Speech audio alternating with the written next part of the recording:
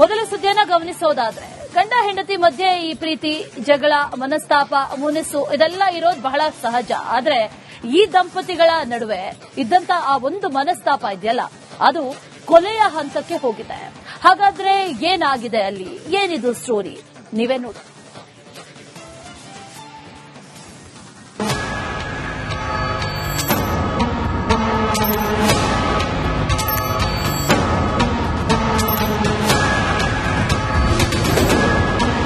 ಗುಂಡು ಹಾರಿಸಿ ಹೆಂಡತಿಯನ್ನೇ ಕೊಂದ ಪಾಪಿ, ಡಿವೋರ್ಸ್ ವಿಚಾರಕ್ಕೆ ಜಗಳ, ಪತ್ನಿಯ ಹತ್ಯೆ. ಗಂಡ ಹೆಂಡತಿ ಜಗಳ ಉಂಡು ಮಲಗುವ ತನಕ ಅಂತ ಹೇಳ್ತಾರೆ. ಆದ್ರೆ ಇಲ್ಲಿ ಹೆಂಡತಿ ಮೇಲೆ ಅನುಮಾನಗೊಂಡ ಗಂಡ ಪತ್ನಿಯ ಉಸಿರನ್ನೇ ನಿಲ್ಲಿಸಿದ್ದಾನೆ, ಶೂಟ್ ಮಾಡಿ ಸಾಯಿಸಿದ್ದಾನೆ.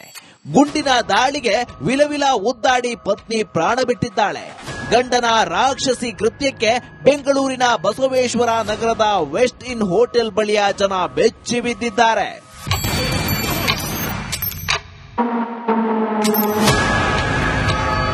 ಬೆಂಗಳೂರಿನ ರಾಜಾಜಿನಗರದ ಇಂಡಸ್ಟ್ರಿಯಲ್ ಟೌನ್ ನಲ್ಲಿ ಪತ್ನಿಯನ್ನೇ ಪತಿ ಕೊಲೆಗೈದಿದ್ದಾನೆ. ನೀವು ನೋಡ್ತಾ ಇರೋದು ಇದೇ ಸ್ಪಾಟ್. ಅದು ಗುಂಡಿನಿಂದ ತನ್ನ ಕೈಯಲ್ಲಿರುವಂತಹ ಪಿಸ್ತೂಲ್ ಅನ್ನ ತೆಗೆದುಕೊಂಡು ಶೂಟ್ಔಟ್ ಮಾಡಿದ್ದಾನೆ. ನೀವು ನೋಡ್ತಾ ಇರಬಹುದು ಘಟನೆ ನಡೆದಿರುವಂತಹ ಸ್ಥಳವನ್ನ ಕ್ಯಾಮರಾಮನ್ ತೋರಿಸುವಂತ ಪ್ರಯತ್ನವನ್ನ ಮಾಡ್ತಾ ಇದ್ದಾನೆ. ಇದೇ ಒಂದು ಜಾಗದಲ್ಲಿ ಅವರು ಕೂಡ ಬ್ಯಾಂಕ್ ಅಲ್ಲಿ, ಅಂದ್ರೆ ಇವರಿಬ್ಬರು ಕೂಡ 2011ರಲ್ಲಿ ಮದುವೆ ಆಗಿರ್ತಾರೆ. ಮೂಲತಃ ಇವರು ತಮಿಳುನಾಡಿನ ಸೇಲಂನವರಾಗಿರ್ತಾರೆ. ಹೆಂಡತಿ ಕೊಂದ ಪಾಪಿ 2011ರಲ್ಲಿ ಭುವನೇಶ್ವರಿಯನ್ನ ಬಾಲಮುರುಗನ್ ಮದುವೆಯಾಗಿದ್ದ. ಇಬ್ಬರ ನಡುವೆ ವೈಮನಸ್ಸು ಹಿನ್ನೆಲೆ ಡಿವೋರ್ಸ್ಗೆ ಅಪ್ಲೈ ಮಾಡಲಾಗಿದೆ. ಪತ್ನಿಗೆ ಬೇರೆ ಸಂಬಂಧ ಇದೆ ಎಂದು ಪತಿ ಬಾಲಮುರುಗನ್ ಅನುಮಾನ ಪಡುತ್ತಿದ್ದ. ಇದರಿಂದ ಡಿವೋರ್ಸ್ ಕೇಳಿದ್ರು ಬಾಲಮುರುಗನ್ ಒಪ್ಪಿರಲಿಲ್ಲ. ವಾರದ ಹಿಂದೆ ಬಾಲಮುರುಗನ್ಗೆ ಡಿವೋರ್ಸ್ ನೋಟಿಸ್ ಸಿಕ್ಕಿತ್ತು. ಮದುವೆಯಾದ ಕೆಲ ವರ್ಷಗಳ ನಂತರ ಇಬ್ಬರ ನಡುವೆ ಮನಸ್ತಾಪ ಹೆಚ್ಚಾಯಿತು. ಪ್ರತಿದಿನ ಇಬ್ಬರ ನಡುವೆ ಜಗಳ. ಅದೇ ರೀತಿ ಇವತ್ತು ಗಂಡ ಹೆಂಡತಿ ನಡುವೆ ಜಗಳ ಶುರುವಾಗುತ್ತೆ. ಅದ್ಯಾವ ಕಾರಣಕ್ಕೆ ಜಗಳ ಆಯ್ತು ಗೊತ್ತಿಲ್ಲ. ಆದ್ರೆ ಇವತ್ತಿನ ಇಬ್ಬರ ನಡುವಿನ ಜಗಳ ತಾರಕಕ್ಕೇರಿ ಶೂಟ್ ಮಾಡಿದ್ದಾರೆ. ಪಿಸ್ತೂಲ್ ಇಂದ ಆಕೆಗೆ ಇವತ್ತು ಒಂದು 4 ರೌಂಡ್ಸ್ ಫೈರಿಂಗ್ ಮಾಡಿದ್ದಾಳೆ. ತಲೆಗೆ ಒಂದೆರಡು ಮತ್ತು ಕೈಗೆ ಒಂದೆರಡು. ಆಕೆ ತದನಂತರ ನಮ್ಮ 112ಗೆ ಕಾಲ್ ಬರುತ್ತೆ. ಇಮಿಡಿಯೇಟ್ ಆಗಿ ನಮ್ಮವ್ರು ಹೋಗಿ ಆಕೆನ ಒಂದು ಹಾಸ್ಪಿಟಲ್ಗೆ ಶಿಫ್ಟ್ ಮಾಡ್ತಾರೆ. ಹಾಸ್ಪಿಟಲ್ ಕರ್ಕೊಂಡು ಹೋದಾಗಲೂ ಕೂಡ ಆಕೆಗೆ ಇನ್ನೂ ಜೀವ ಇರುತ್ತೆ. ಹಾಸ್ಪಿಟಲ್ ಕರ್ಕೊಂಡು ಹೋದಾಗ ಆಕೆ ತೀರೋಗ್ತಾಳೆ. ಇನ್ನು ಮಾಗಡಿ ರಸ್ತೆಯ ಪೊಲೀಸರು ಸ್ಥಳಕ್ಕೆ ಭೇಟಿ ನೀಡಿ ಪರಿಶೀಲಿಸಿದ್ರು. ಪಾಪಿಗೆ ಗನ್ ಎಲ್ಲಿಂದ ಸಿಕ್ತು, ಕೊಲೆ ಮಾಡಲು ಅಸಲಿ ಕಾರಣ ಏನು ಅನ್ನೋ ಬಗ್ಗೆ ಪೊಲೀಸರು ತನಿಖೆಗೆ ಇಳಿದಿದ್ದಾರೆ. ಆದ್ರೆ ಅದೇನೇ ಇರಲಿ, ಹೆಂಡತಿಯನ್ನೇ ಶೂಟ್ ಮಾಡಿ ಕೊಂದಿದ್ದು ಮಾತ್ರ ದುರಂತವೇ ಸರಿ. ರೆಹಮಾನ್ ಹೊಳಲು, ರಿಪಬ್ಲಿಕ್ ಕನ್ನಡ, ಬೆಂಗಳೂರು.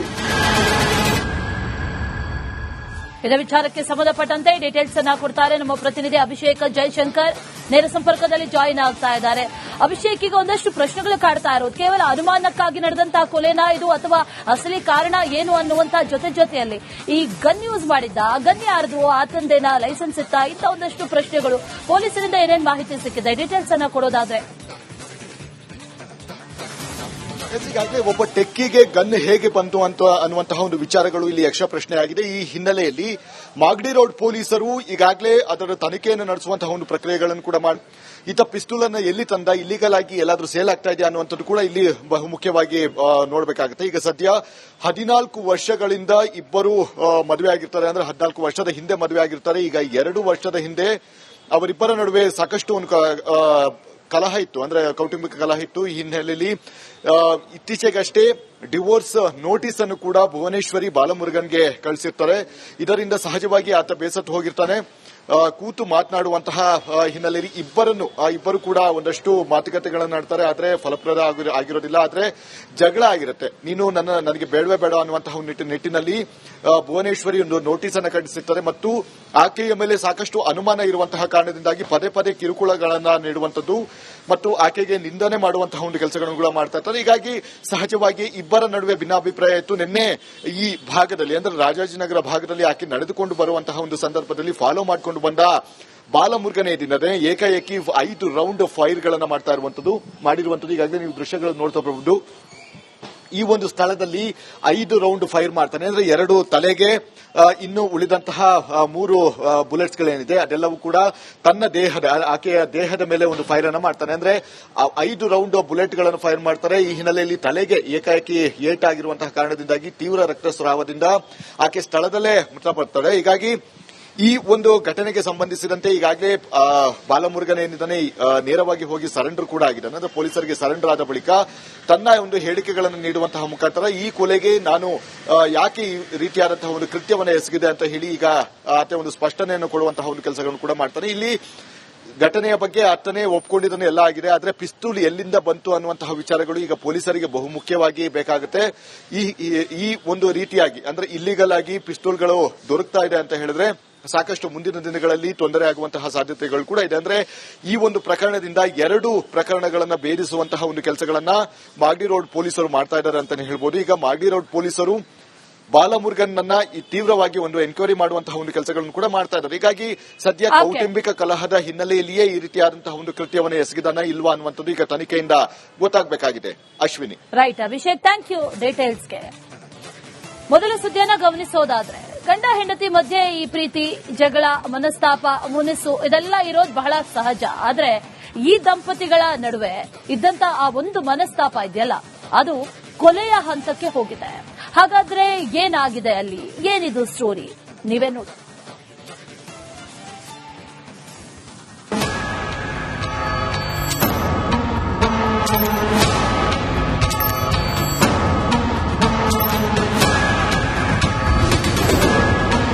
ಗುಂಡು ಹಾರಿಸಿ ಹೆಂಡತಿಯನ್ನೇ ಕೊಂದ ಪಾಪಿ,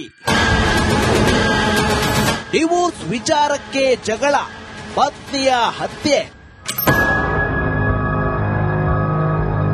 ಗಂಡ ಹೆಂಡತಿ ಜಗಳ ಉಂಡು ಮಲಗುವ ತನಕ ಅಂತ ಹೇಳ್ತಾರೆ. ಆದ್ರೆ ಇಲ್ಲಿ ಹೆಂಡತಿ ಮೇಲೆ ಅನುಮಾನಗೊಂಡ ಗಂಡ ಪತ್ನಿಯ ಉಸಿರನ್ನೇ ನಿಲ್ಲಿಸಿದ್ದಾನೆ, ಶೂಟ್ ಮಾಡಿ ಸಾಯಿಸಿದ್ದಾನೆ. ಗುಂಡಿನ ದಾಳಿಗೆ ವಿಲವಿಲ ಒದ್ದಾಡಿ ಪತ್ನಿ ಪ್ರಾಣ ಬಿಟ್ಟಿದ್ದಾಳೆ. ಗಂಡನ ರಾಕ್ಷಸಿ ಕೃತ್ಯಕ್ಕೆ ಬೆಂಗಳೂರಿನ ಬಸವೇಶ್ವರ ನಗರದ ವೆಸ್ಟ್ ಇನ್ ಹೋಟೆಲ್ ಬಳಿಯ ಜನ ಬೆಚ್ಚಿ ಬಿದ್ದಿದ್ದಾರೆ.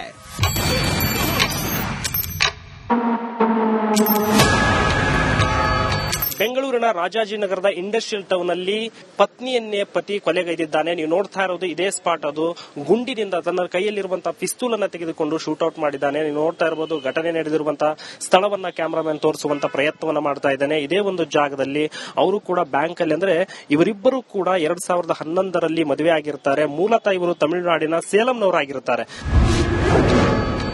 ಹೆಂಡತಿ ಕೊಂದ ಪಾಪಿ 2011ರಲ್ಲಿ ಭುವನೇಶ್ವರಿಯನ್ನ ಬಾಲಮುರುಗನ್ ಮದುವೆಯಾಗಿದ್ದ. ಇಬ್ಬರ ನಡುವೆ ವೈಮನಸ್ಸು ಹಿನ್ನೆಲೆ ಡಿವೋರ್ಸ್ಗೆ ಅಪ್ಲೈ ಮಾಡಲಾಗಿದೆ. ಪತ್ನಿಗೆ ಬೇರೆ ಸಂಬಂಧ ಇದೆ ಎಂದು ಪತಿ ಬಾಲಮುರುಗನ್ ಅನುಮಾನ ಪಡುತ್ತಿದ್ದ. ಇದರಿಂದ ಡಿವೋರ್ಸ್ ಕೇಳಿದ್ರು ಬಾಲಮುರುಗನ್ ಒಪ್ಪಿರಲಿಲ್ಲ. ವಾರದ ಹಿಂದೆ ಬಾಲಮುರುಗನ್ಗೆ ಡಿವೋರ್ಸ್ ನೋಟಿಸ್ ಸಿಕ್ಕಿತ್ತು. ಮದುವೆಯಾದ ಕೆಲ ವರ್ಷಗಳ ನಂತರ ಇಬ್ಬರ ನಡುವೆ ಮನಸ್ತಾಪ ಹೆಚ್ಚಾಯಿತು. ಪ್ರತಿದಿನ ಇಬ್ಬರ ನಡುವೆ ಜಗಳ. ಅದೇ ರೀತಿ ಇವತ್ತು ಗಂಡ ಹೆಂಡತಿ ನಡುವೆ ಜಗಳ ಶುರುವಾಗುತ್ತೆ. ಅದ್ಯಾವ ಕಾರಣಕ್ಕೆ ಜಗಳ ಆಯ್ತು ಗೊತ್ತಿಲ್ಲ. ಆದ್ರೆ ಇವತ್ತಿನ ಇಬ್ಬರ ನಡುವಿನ ಜಗಳ ತಾರಕಕ್ಕೇರಿ ಶೂಟ್ ಮಾಡಿದ್ದಾನೆ. ಪಿಸ್ತೂಲಿಂದ ಆಕೆಗೆ ಇವತ್ತು ಒಂದು 4 ರೌಂಡ್ಸ್ ಫೈರಿಂಗ್ ಮಾಡಿದ್ದಾಳೆ. ತಲೆಗೆ 1-2 ಮತ್ತು ಕೈಗೆ 1-2. ಆಕೆ ತದನಂತರ ನಮ್ಮ 112ಗೆ ಕಾಲ್ ಬರುತ್ತೆ. ಇಮಿಡಿಯೇಟ್ ಆಗಿ ನಮ್ಮವ್ರು ಹೋಗಿ ಆಕೆನ ಒಂದು ಹಾಸ್ಪಿಟಲ್ಗೆ ಶಿಫ್ಟ್ ಮಾಡ್ತಾರೆ. ಹಾಸ್ಪಿಟಲ್ ಕರ್ಕೊಂಡು ಹೋದಾಗಲೂ ಕೂಡ ಆಕೆಗೆ ಇನ್ನೂ ಜೀವ ಇರುತ್ತೆ. ಹಾಸ್ಪಿಟಲ್ ಕರ್ಕೊಂಡು ಹೋದಾಗ ಆಕೆ ತೀರೋಗ್ತಾಳೆ. ಇನ್ನು ಮಾಗಡಿ ರಸ್ತೆಯ ಪೊಲೀಸರು ಸ್ಥಳಕ್ಕೆ ಭೇಟಿ ನೀಡಿ ಪರಿಶೀಲಿಸಿದ್ರು. ಪಾಪಿಗೆ ಗನ್ನೆಲ್ಲಿಂದ ಸಿಕ್ತು, ಕೊಲೆ ಮಾಡಲು ಅಸಲಿ ಕಾರಣ ಏನು ಅನ್ನೋ ಬಗ್ಗೆ ಪೊಲೀಸರು ತನಿಖೆಗೆ ಇಳಿದಿದ್ದಾರೆ. ಆದ್ರೆ ಅದೇನೇ ಇರಲಿ, ಹೆಂಡತಿಯನ್ನೇ ಶೂಟ್ ಮಾಡಿ ಕೊಂದಿದ್ದು ಮಾತ್ರ ದುರಂತವೇ ಸರಿ. ರೆಹಮಾನ್ ಹೊಳಲು, ರಿಪಬ್ಲಿಕ್ ಕನ್ನಡ, ಬೆಂಗಳೂರು.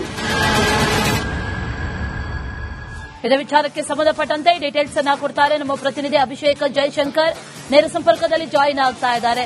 ಅಭಿಷೇಕ್, ಈಗ ಒಂದಷ್ಟು ಪ್ರಶ್ನೆಗಳು ಕಾಡ್ತಾ ಇರೋದು, ಕೇವಲ ಅನುಮಾನಕ್ಕಾಗಿ ನಡೆದಂತಹ ಕೊಲೆನಾ ಇದು, ಅಥವಾ ಅಸಲಿ ಕಾರಣ ಏನು ಅನ್ನುವಂತ ಜೊತೆಯಲ್ಲಿ ಈ ಗನ್ ಯೂಸ್ ಮಾಡಿದ್ದ, ಗನ್ ಯಾರ್ದು, ಆತಂದೇನ, ಲೈಸೆನ್ಸ್ ಇತ್ತಾ, ಇಂಥ ಒಂದಷ್ಟು ಪ್ರಶ್ನೆಗಳು. ಪೊಲೀಸರಿಂದ ಏನೇನು ಮಾಹಿತಿ ಸಿಕ್ಕಿದೆ, ಡೀಟೇಲ್ಸ್ ಅನ್ನ ಕೊಡೋದಾದ್ರೆ.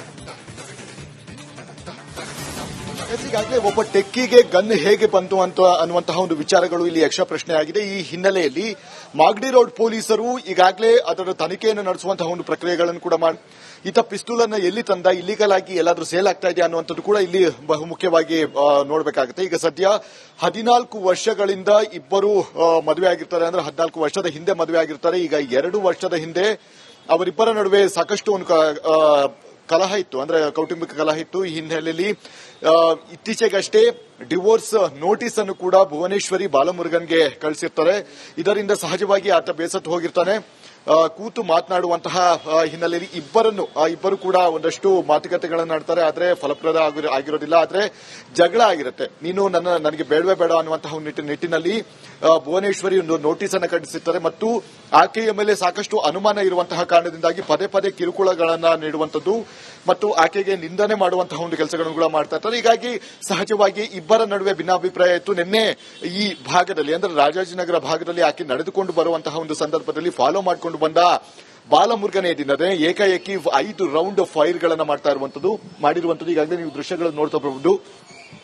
ಈ ಒಂದು ಸ್ಥಳದಲ್ಲಿ 5 ರೌಂಡ್ ಫೈರ್ ಮಾಡ್ತಾನೆ. ಅಂದ್ರೆ 2 ತಲೆಗೆ, ಇನ್ನು ಉಳಿದಂತಹ 3 ಬುಲೆಟ್ಸ್ಗಳೇನಿದೆ ಅದೆಲ್ಲವೂ ಕೂಡ ತನ್ನ ಆಕೆಯ ದೇಹದ ಮೇಲೆ ಒಂದು ಫೈರ್ ಅನ್ನು ಮಾಡ್ತಾನೆ. ಅಂದ್ರೆ 5 ರೌಂಡ್ ಬುಲೆಟ್ಗಳನ್ನು ಫೈರ್ ಮಾಡ್ತಾರೆ. ಈ ಹಿನ್ನೆಲೆಯಲ್ಲಿ ತಲೆಗೆ ಏಕಾಏಕಿ ಏಟಾಗಿರುವಂತಹ ಕಾರಣದಿಂದಾಗಿ ತೀವ್ರ ರಕ್ತಸ್ರಾವದಿಂದ ಆಕೆ ಸ್ಥಳದಲ್ಲೇ ಮೃತಪಡ್ತಾಳೆ. ಹೀಗಾಗಿ ಈ ಒಂದು ಘಟನೆಗೆ ಸಂಬಂಧಿಸಿದಂತೆ ಈಗಾಗಲೇ ಬಾಲಮುರುಗನ್ ಏನಿದ್ದಾನೆ ನೇರವಾಗಿ ಹೋಗಿ ಸರೆಂಡರ್ ಕೂಡ ಆಗಿದ್ದಾನೆ. ಅಂದ್ರೆ ಪೊಲೀಸರಿಗೆ ಸರೆಂಡರ್ ಆದ ಬಳಿಕ ತನ್ನ ಒಂದು ಹೇಳಿಕೆಗಳನ್ನು ನೀಡುವಂತಹ ಮುಖಾಂತರ ಈ ಕೊಲೆಗೆ ನಾನು ಯಾಕೆ ಈ ರೀತಿಯಾದಂತಹ ಒಂದು ಕೃತ್ಯವನ್ನು ಎಸಗಿದೆ ಅಂತ ಹೇಳಿ ಈಗ ಆತ ಒಂದು ಸ್ಪಷ್ಟನೆಯನ್ನು ಕೊಡುವಂತಹ ಒಂದು ಕೆಲಸಗಳನ್ನು ಕೂಡ ಮಾಡ್ತಾನೆ. ಇಲ್ಲಿ ಘಟನೆಯ ಬಗ್ಗೆ ಆತನೇ ಒಪ್ಕೊಂಡಿದ್ದನ್ನು ಎಲ್ಲ ಆಗಿದೆ. ಆದ್ರೆ ಪಿಸ್ತೂಲ್ ಎಲ್ಲಿಂದ ಬಂತು ಅನ್ನುವಂತಹ ವಿಚಾರಗಳು ಈಗ ಪೊಲೀಸರಿಗೆ ಬಹುಮುಖ್ಯವಾಗಿ ಬೇಕಾಗುತ್ತೆ. ಈ ಒಂದು ರೀತಿಯಾಗಿ ಅಂದ್ರೆ ಇಲ್ಲಿಗಲ್ ಆಗಿ ಪಿಸ್ತೂಲ್ಗಳು ದೊರಕ್ತಾ ಇದೆ ಅಂತ ಹೇಳಿದ್ರೆ ಸಾಕಷ್ಟು ಮುಂದಿನ ದಿನಗಳಲ್ಲಿ ತೊಂದರೆ ಆಗುವಂತಹ ಸಾಧ್ಯತೆಗಳು ಕೂಡ ಇದೆ. ಅಂದ್ರೆ ಈ ಒಂದು ಪ್ರಕರಣದಿಂದ 2 ಪ್ರಕರಣಗಳನ್ನು ಬೇರಿಸುವಂತಹ ಒಂದು ಕೆಲಸಗಳನ್ನ ಮಾಗಡಿ ರೋಡ್ ಪೊಲೀಸರು ಮಾಡ್ತಾ ಇದ್ದಾರೆ ಅಂತಾನೆ ಹೇಳ್ಬೋದು. ಈಗ ಮಾಗಡಿ ರೋಡ್ ಪೊಲೀಸರು ಬಾಲಮುರುಗನ್ ತೀವ್ರವಾಗಿ ಒಂದು ಎನ್ಕ್ವೈರಿ ಮಾಡುವಂತಹ ಒಂದು ಕೆಲಸಗಳನ್ನು ಕೂಡ ಮಾಡ್ತಾ ಇದ್ದಾರೆ. ಹೀಗಾಗಿ ಸದ್ಯ ಕೌಟುಂಬಿಕ ಕಲಹದ ಹಿನ್ನೆಲೆಯಲ್ಲಿಯೇ ಈ ರೀತಿಯಾದಂತಹ ಒಂದು ಕೃತ್ಯವನ್ನು ಎಸಗಿದಾನ ಇಲ್ವಾ ಅನ್ನುವಂಥದ್ದು ಈಗ ತನಿಖೆಯಿಂದ ಗೊತ್ತಾಗಬೇಕಾಗಿದೆ. Ashwini. Right Abhishek, thank you ಡೀಟೇಲ್ಸ್ಗೆ.